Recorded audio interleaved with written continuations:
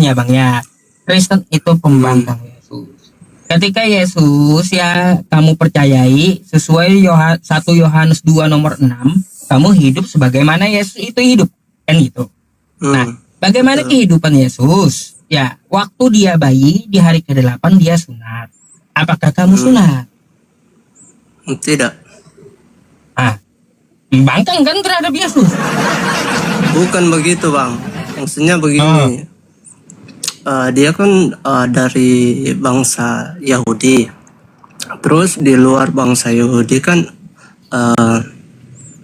hukum-hukum itu kan tidak berlaku di luar bangsa Yahudi. Berlaku bang. Kamu baca Kejadian 17, Abraham itu bukan Yahudi. Orang yang di luar bangsa Abraham, ya orang di luar Yahudi itu disunat semua. Oke. Tapi itu sunat tanda sebagai apa bang? Itulah ya perintah dari Tuhan perjanjian kekal Abraham. Tandanya kita mengikuti milah Abraham, mengikuti bapaknya para nabi.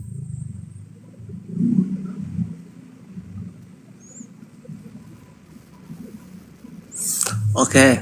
Lalu bagaimana dengan kota Niniwe yang bukan orang bersunat tapi diselamatkan oleh Nabi Yunus ya, ketika menyampaikan firman itu. Kota Niniwe kan kota yang jahat. Gimana suaramu kurang jelas? Bagaimana dengan kota Yunus, kota Niniwe? Yunus pergi ke sana untuk diselamatkan. Mereka kan bukan bangsa Yahudi, tapi kalau patokannya di sunat, mereka diselamatkan loh. Kan mereka bertobat. Bang, kagak ada ya. Kita ambil contoh kayak gini. Kagak ada di zaman Nabi Adam itu perintah untuk berhaji, nggak ada. Gitu. Oke? Nah, terus nggak ada di zaman Nabi Adam perintah untuk membolehkan poligami, nggak ada juga. Betul? Ya. Nah, makanya setiap rasul yang diutus itu mempunyai syariat atau aturan-aturan mereka sendiri yang diturunkan oleh Tuhan. Gak mungkin lah kalau di zaman Nabi Adam disuruh berhaji, gak mungkin. Ya bang, orang-orang yang bersunat itu ya memang khusus bangsa Israel, kan di luar bangsa bukan Israel khusus, itu bang. Memang bukan. Orang yang mengikuti milah Abraham, ya milah Abraham, baik dia keturunan apapun, mau bangsanya bangsa apapun, ya yang diturunkan oleh Abraham. Ketika kita mengaku mengikut milah Abraham, maka kita harus berkhitan atau sunat gitu. Bukan cuma Israel. Coba kamu baca Kejadian 17. Ismail itu bukan Israel, tapi dia disunat.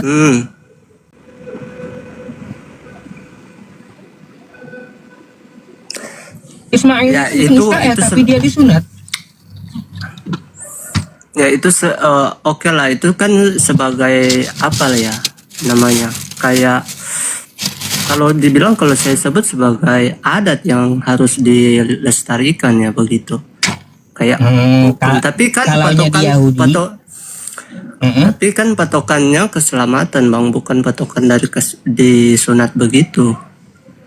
Jadi kita tidak di apa namanya, kayak di zamannya Yesus itu gimana mau diselamatkan Yesus kalau tidak mengikuti Yesus? Ayo, gimana mau diselamatkan Yesus kalau tidak mengikuti Yesus? Kalau Yesus disunat di hari ke-8, ya kalau kamu ngakunya pengikut Yesus, sunatlah di hari ke-8. Kalau kamu tidak mengikuti Yesus, gimana mau Yesus menyelamatkan kamu? Ya, dia sendiri saja sering tidak memelihara hari Sabat, bang. Yesus pula kau tuduh tidak memelihara hari Sabat. Yesus pula kau tuduh kan begini, tidak memelihara hari Sabat. Lah memang tertulis begitu, kita tidak boleh membangkang itu, bang. Lalu ada juga Tuhan ketika kau aja kau tuduh macam mana, bang? Ini aneh. aneh kali kau nih. Tuhan kau sendiri kau tuduh pula. Jadi begini, Ya, dia tidak memelihara begini sahabat. bang, abang tahu kan, pernah baca kan di kisah ketangkap Sina wanita itu sebagai hukum Taurat, orang yang ketangkap Tahu, tahu, dilempari batu cerita sampai itu, tahu. mati. Nah, Tahu saya. kenapa tidak diiakan? Kenapa dia malahan tidak, Yesus sendiri tidak mentaati itu, melempari wanita itu sampai mati? Artinya sebenarnya itu sebagai hukum-hukum yang lama, dia datang untuk memberikan kasih agape, perintah baru. Ketika dari dulu, zaman dulu tampar pipi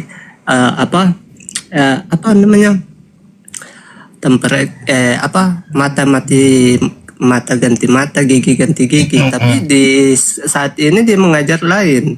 Kalau tampar kiri kasih pipi kanan. Nah, jadi sebenarnya Jadi dia menurutmu menegaskan tentang, Yesus di situ melanggar sabat gitu menurutmu?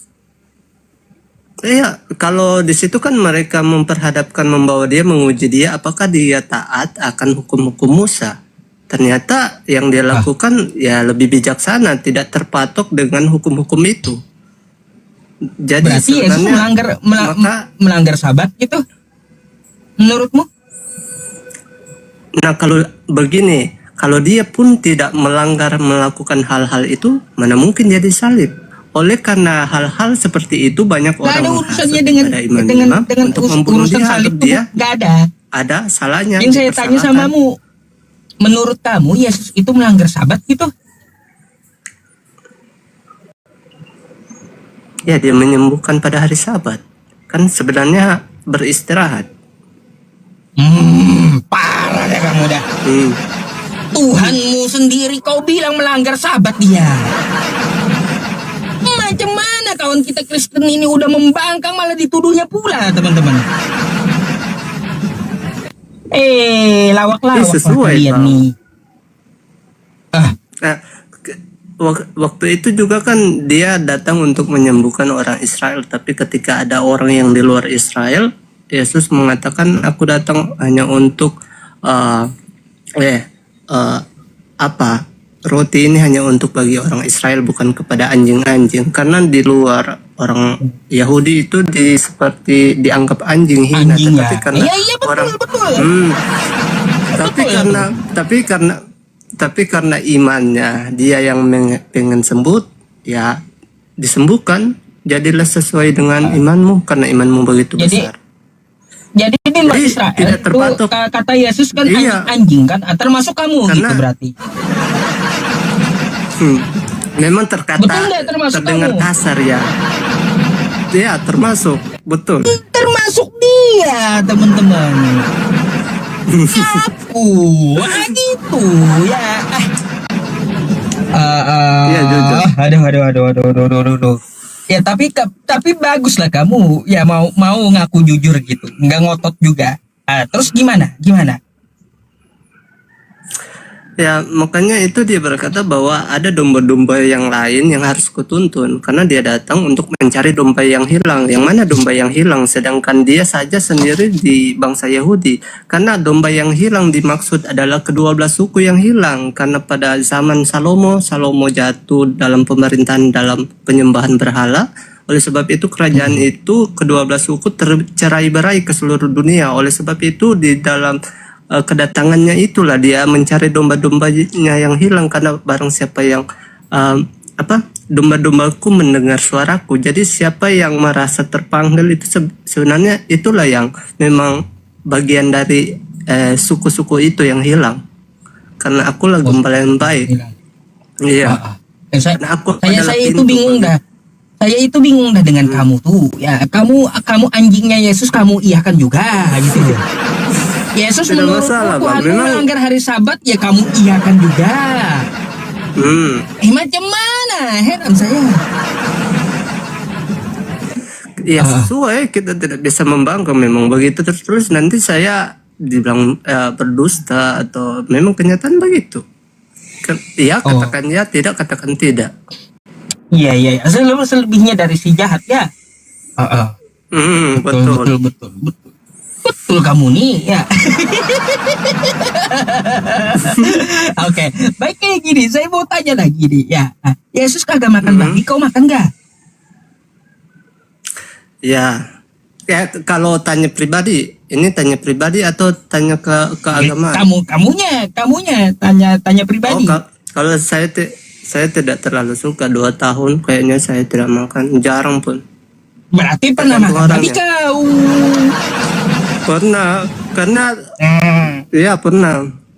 Yesus kagak pernah contohin makan babi. Tapi- Yesus contohin makan ikan goreng, bukan makan babi. Ya betul. Kenapa kamu makan babi? Tapi- Makanya aku bilang Kristen tuh pembangkang Yesus. Yesusnya contohin makan ikan goreng, malah Kristennya Ada ya? makan babi. Ada ayatnya juga.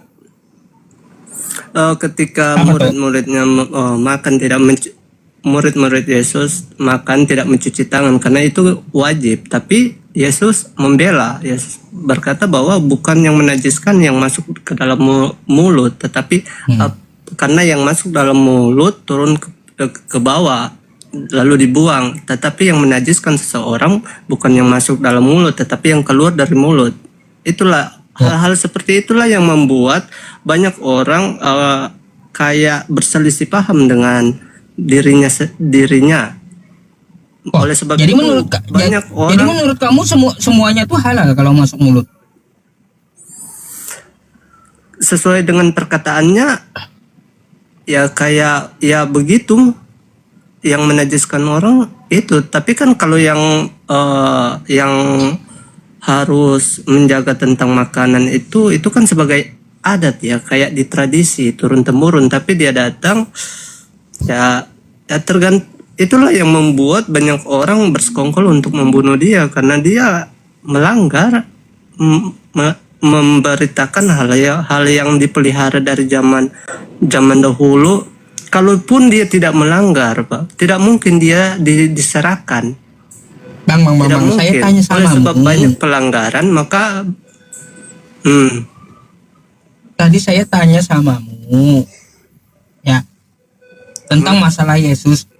Bentar, tadi apa ya pertanyaannya, lupa saya teman-teman karena kau banyak omong masalahnya.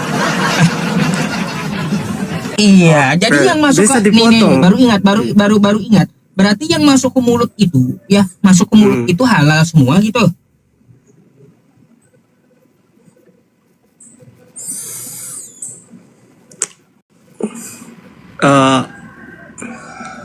Begini Bang, kalau menurut saya Gimana? untuk halal dan tidak halal itu bukan patokannya, patokannya itu yang dari dalam. Entah kalau dari luar itu bukan patokannya. Lalu gimana kalau ada orang minum bensin masuk ke mulut, halal tuh bensin gitu? Coba. Ya hanya masa kalau kita berpikir secara sehat, akal sehat, mana orang juga akal sehat mau makan bensin?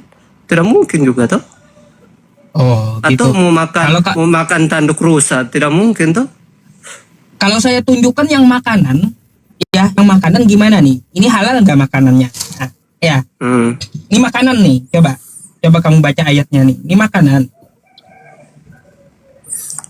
Makanlah roti itu seperti roti jelai yang bundar, dan engkau harus membakarnya di atas kotoran manusia yang sudah kering di hadapan mereka.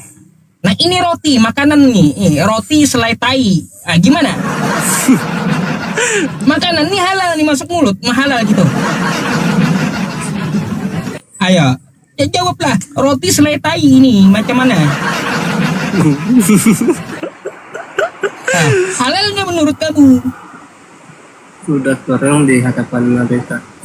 Itu berkisah tentang apa itu Bang? Ya makanya ini kitabmu Yehezkiel 4. Yehezkiel 4 nomor 12. Ini makanlah roti itu kan makanan. Makanlah roti. Ya, roti itu seperti roti jelai yang bundar, dan engkau harus membakarnya di atas kotoran manusia yang sudah kering di hadapan mereka. Nah, ini ada roti, makanan selai tai. Halal nggak masuk mulut? Ya enggak lah. Kalau akal Diperintahkan, sehat ya tidak. diperintahkan makanlah katanya perintah Siapa ini. yang perintah? Siapa yang perintahkan? Ini kan Tuhan perintahin. Mana ada huruf besar? Coba cari. Kamunya baca aja nih, kita mau nih lambang pengepungan kota Lambang Yerusalem, pengepungan Yehezkiel kota 4. Israel. Hmm. Ya, Yehezkiel 4. Nah, nanti di ayat 12-nya kamu baca gitu. Diperintahkan Tuhan makan roti selai tai gitu. Ini halal gitu. Kalau akal sehat tidak lah, tidak bang. Kenapa kamu membangkang perintah Tuhan? Gimana? Ini perintah Tuhan ini, makanlah katanya. Perintah Tuhan ini. Nah itu zaman itulah. Kalau zaman sekarang nah, itu kan mereka. Kalau sekarang ya tidak mungkin lah. Tapi halal nggak ini roti selai Tidak. tai? Kenapa nggak halal? Nah Ini kayak makanan begini ini, bang.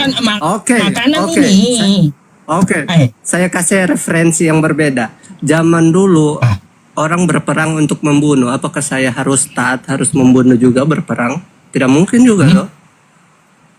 Iya, itu kalau masalah perang, tapi kan ini masalah makanan. Sama juga.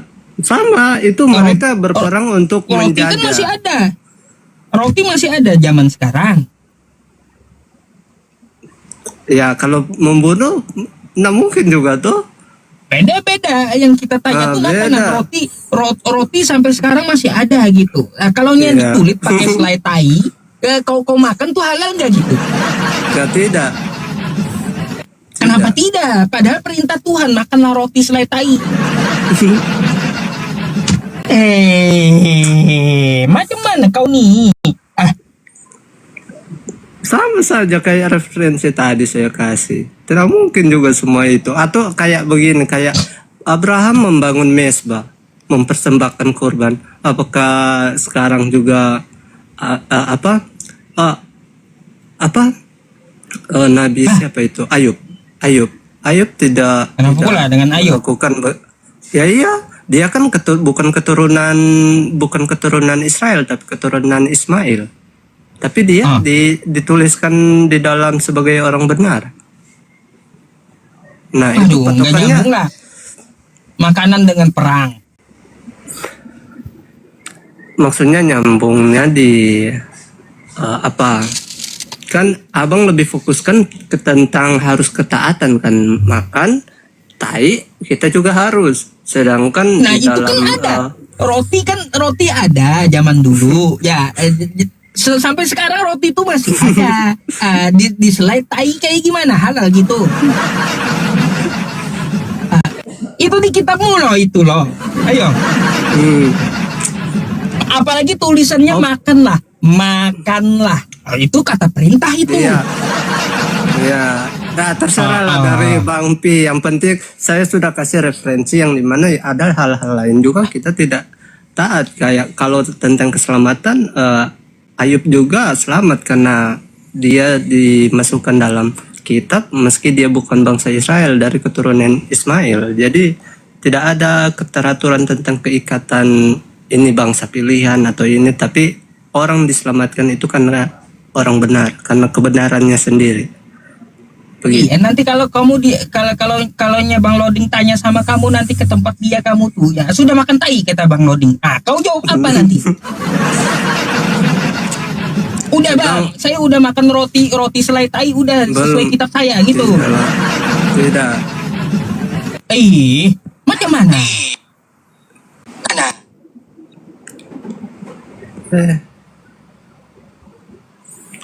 Lucu kamu nih Bang.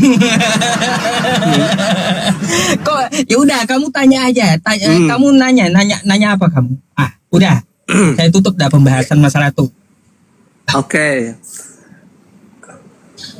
Tidak Bang, saya lebih suka.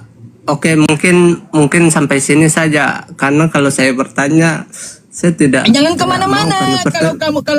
Kalau kamu nggak mau tanya, saya yang tanya. Ayo.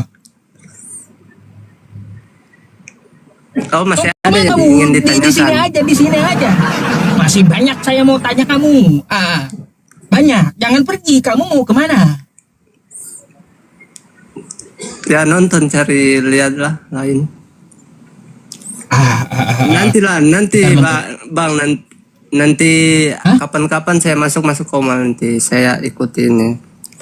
Mau Karena kemana kalau kamu saya nih? yang bertanya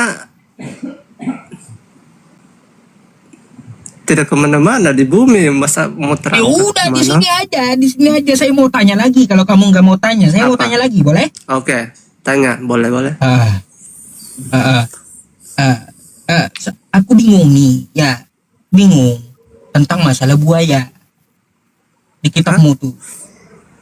Masalah buaya. Gimana? Di kitabmu itu ada buaya yang dari mulutnya keluar api. Itu buaya makanan makan apa itu? Makan batu bara, terus minumnya pertamak gitu. Coba Ini dongeng bacakan kali bang. kitabmu ini, ya. Nih, saya mau tanya samamu, bingung saya buaya apa ini? Buaya darat, bukan? Nih ya. Bentar. Ini saya cari nih.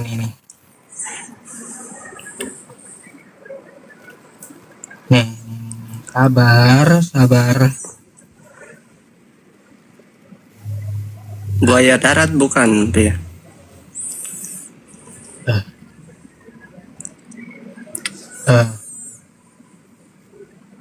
ya. Nih. Tentang buaya, ya. Nih, Ayub 41 bang, ya. Ayub 41 nomor 19. Dari dalam mulutnya keluar suluh dan berpancaran bunga api. Wah, ini buaya apa gitu? Mana buaya? Mana kata buaya? Ini lukisan tentang buaya judulnya. Saya ambil nih ya biar cepat ya. Biar cepat ayat 19-nya saya ambil. Di dalam lukisan buaya itu, buayanya itu mengeluarkan bunga api yang berpancaran dari mulutnya. Mulutnya keluar suluh. Nah, ini buaya makannya batu bara ini memang. Nah, terus dari dalam lubang hidungnya mengepul uap bagaikan dari dalam belanga yang mendidih dan menggelegak isinya. Napasnya menyalakan bara dan nyala api keluar dari dalam mulutnya. Ah, ini minum bensin dia ini. Buaya apa itu bang? Saya bingung. Kenapa sih? Bang. Begini bang, itu kan kalau soal bertanya tentang dia bercerita apa lah, itu nggak tahu ya, itu kayak dia yang tahu, dia yang melihat sebagai ya dia dengan hubungannya ya dengan Tuhan. Tapi kalau fokus ke hal-hal yang tidak masuk akal, zaman Musa saja pun turun burung puyuh dari langit. Bagaimana itu? Ini kitab atau komik bang? Saya kitab atau komik ini? Buaya apa di dunia nih yang mengeluarkan api dari mulutnya? Coba. Ini buayanya makan batu bara, minumnya bensin ini. Itu hanya orang yang harus menafsirkannya. Itu berbicara hal-hal yang apa itu perikopnya tuh?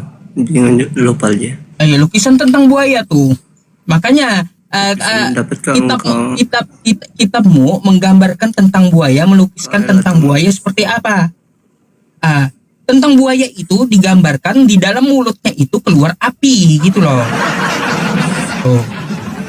Nah, dari dalam mulutnya keluar suluh dan berpancaran bunga api. Dari dalam hidungnya mengepul uap bagaikan dari dalam belanga yang mendidih dan menggelegak isinya. Tuh, napasnya menyalakan bara dan nyala api keluar dari dalam mulutnya. Wah, ini buaya apa ini? Makan batu bara ini buaya. Minumnya bensin. Udah ku bilang, saya bingung dengan ini. Kitabmu ini kitab atau komik ini? Itu rahasia, Bang. Rahasia. Bingung sendiri kan juga. Kamu jelasinnya bingung. Saya bingung banyak. Kalau saya baca kitabmu itu saya banyak bingungnya masalahnya. Nah itu saya kembali juga kayak kalau kita fokus ke hal yang aneh di luar lain itu juga aneh bang. Masa juga turun dari langit burung-burung puyuh untuk makan, atau air terbelah dua, kan juga tidak masuk akal juga. Kita jangan fokus ke itu, berbicara tentang rahasia. Nggak tahu ya, dia memang tertulis begitu. Saya mungkin mau baca kembali, maksudnya dia berbicara tentang atau di situ berbicara tentang Apa? kekuasaan Tuhan ya, Tuhan yang berbicara dapat ke kamu menarik buaya ya dengan kail. Itu kayak hal-hal yang kemustahilan. Makanya saya nggak ngerti dah. Maksudnya apa isi kitabmu itu? Banyak bang, banyak di Yesaya juga saya nggak ngerti. Ada pula itu lagu Doraemon itu. Di mana? Oh,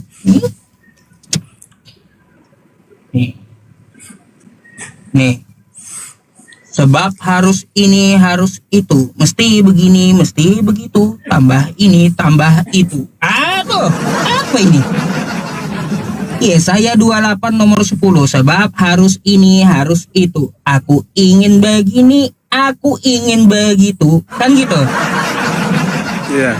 Ingin ini, ingin itu banyak sekali. Itu. Makanya aku bilang Doraemon pun ada di kitab itu. Abang ini cari-cari senjata saja. Lah, ini lagu atau apa ini? Saya nggak ngerti masalahnya. Itu harus dibaca satu perikop bang, jangan langsung satu perikop. Ini perikopnya nih terhadap pemimpin Yerusalem. Tetapi orang-orang di sini pun pening karena anggur dan pusing karena arak. Baik imam maupun nabi pening karena arak. Kalau kacau oleh anggur, mereka pusing oleh arak. Itu pening, semua orang pening di sini yang diceritakan. Dan berkata, kepada siapakah ini mau mengajarkan pengetahuannya, dan kepada siapakah ia mau menjelaskan nubuat-nubuatnya, seolah-olah kepada anak yang baru disapi dan baru cerai susu. Sebab harus ini, harus itu, mesti begini, mesti begitu, tambah ini, tambah itu. Oh. Apa? Doraemon kan kayak gitu juga tuh. Tiap kamu lihat Doraemon, aku ingin begini, aku ingin begitu, ingin itu banyak sekali. Terserahlah sama Abi. Artinya ya memang harus begini dan harus begitu. Ya begitu. Gimana? Membingungkan kitabmu itu bang. Saya bingung serius. Bingung saya dengan kitabmu itu. Saya banyak baca malah tambah banyak bingungnya. Apa sih maksudnya? Ya intinya begitu. Kamu nggak bingung gitu? Itu. Kamu nggak bingung ya. Apa maksudnya? Enggak. Ya kita harus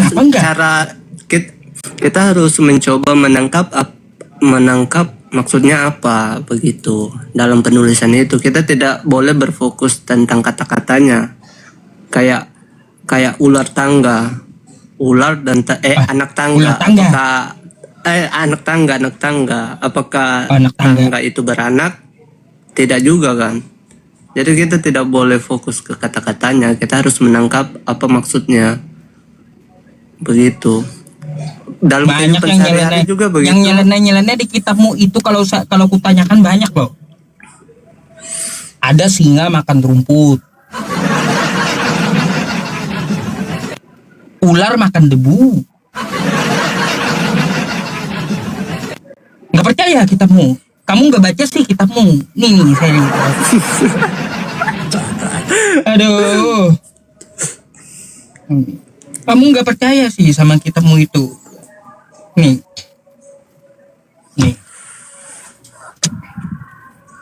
Coba lihat ya.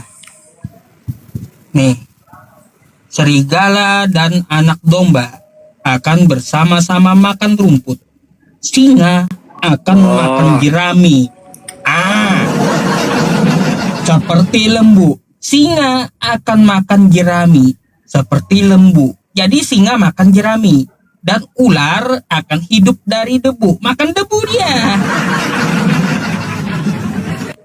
Macam mana bang? Ular makan debu, singa makan rumput jerami.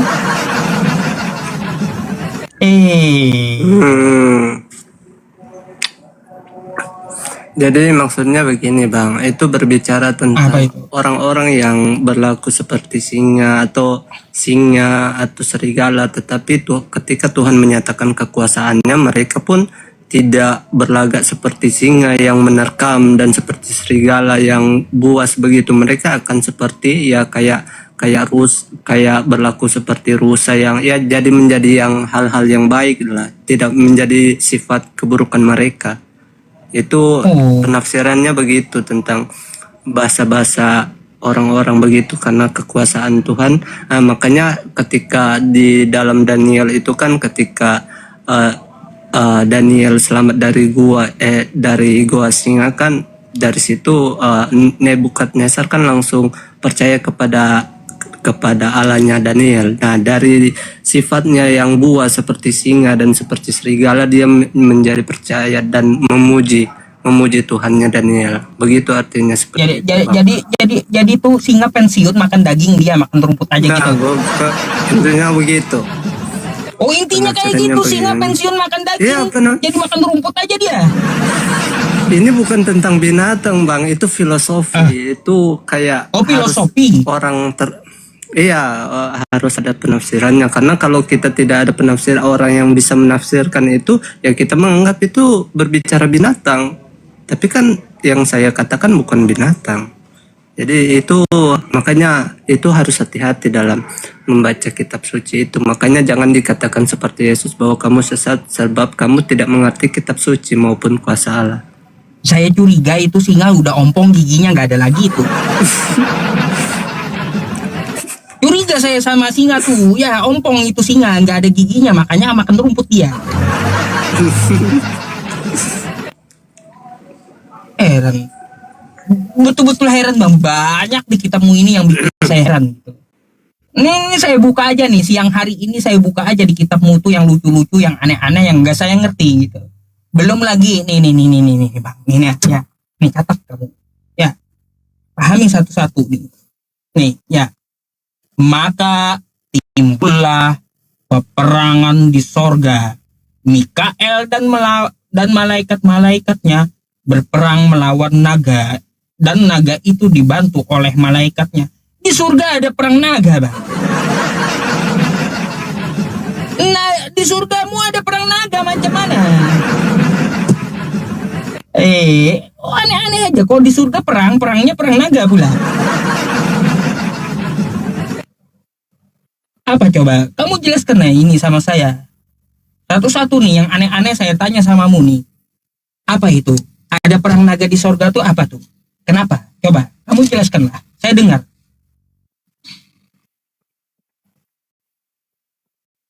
Nggak ada suaranya mana?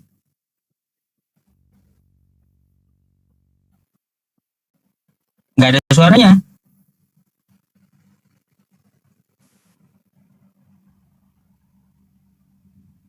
Nggak ada suaranya.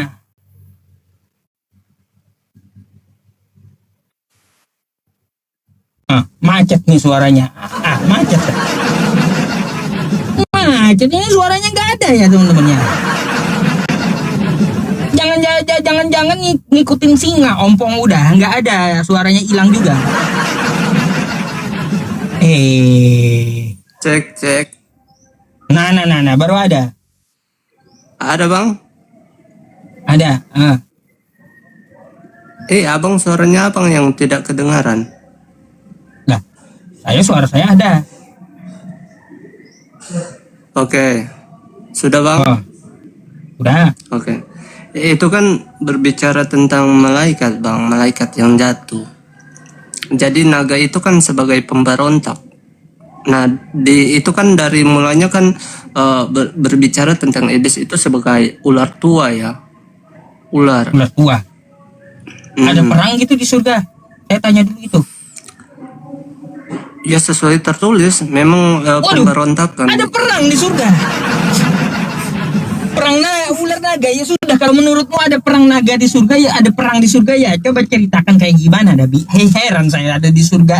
Di surga ada perang, macam mana pula kau nih? Ya. Astagfirullah. Ya itu kan berbicara malaikat kejatuhannya.